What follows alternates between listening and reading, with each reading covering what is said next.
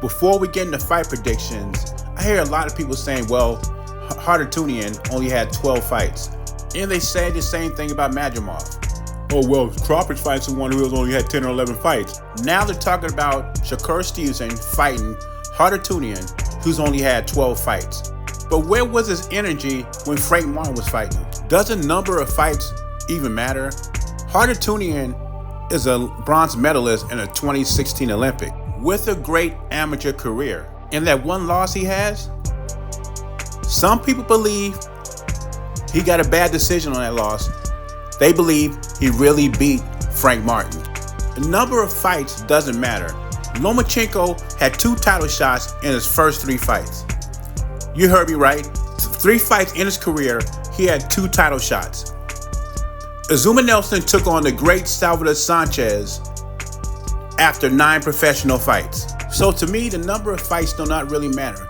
Deontay Wilder had like 40-something fights before he really got in there with the real dog. You know what I mean? When he started fighting meaningful competition, we found out Deontay Wilder is not all that. To me, I think Hardatunian is a decent fighter, and I think he could be very competitive with Shakur Stevenson the first half of the fight. But I think Shakur Stevenson needs to look impressive with his win. And I think he will, at least better than the De Los Santos fight. It can't get any worse than that. I think he takes over the second half of the fight. He might even get a late stoppage over Hardatunian. I think the pressure on Shakur Stevenson, he didn't look that great in his last outing, plus he's a free agent. Now when it comes to William Zepeda and Cabrera is a classic boxer. William Zepeda is a pressure fighter. And Cabrera held up pretty good against Isaac Cruz shots. But William Zepeda is a much bigger fighter, and he throws a lot more punches. I like William Zepeda to stop Cabrera late.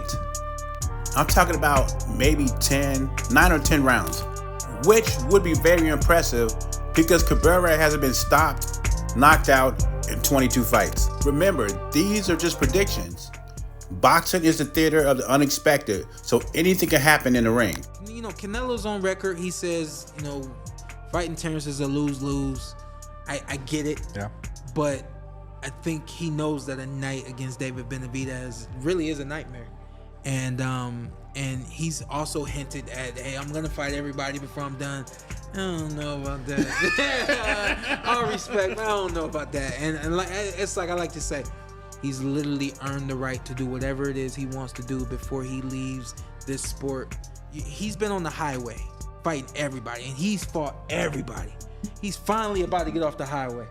Are you taking a David Benavidez exit, or you gonna keep going by until you see another exit, right? Showtime, Shawn Porter believes the Canelo outwinners will dodge David Benavidez before his retirement. It sounds like to me that Shawn Porter believes Canelo will never fight David Benavidez. He'll take the easy road and then he'll retire, walk off to the sunset. Benavidez is a good fighter. I'll give him that. He's a good fighter. But I do not see a Mexican monster. I do not see a nightmare. Especially when I saw him fight a 37-year-old Vosdick, which was the closest thing to David Benavidez being in with a power puncher. I mean, look at David Benavidez's best wins. Caleb Plant, not a power puncher. Demetrius Andrade, 160-pounder. Also not a power puncher. David Lemieux, a power puncher at 154 or 160. Not a power puncher at 168. Not just that, David Lemieux was headed into retirement. So how can you be a Mexican monster if you just gobble up non-punchers? To me, it's easy to throw 1,000 punches when you know a guy cannot take your head off. When he faces a guy like Canelo, all-time great, first-class counterpuncher, I want to see if he can throw 1,000 punches then. When Canelo attacks the body, and he will attack that fleshy body of his, what will David Benavidez's energy look like then? Then you add on the weight cut, the Gruden weight cut from 200 pounds to 168. I think David Benavidez is the one that's going to have a nightmare, and I think Shawn Porter is having a wet dream. Anyway, leave your thoughts and comments below. Jay Beasy, I'm gone.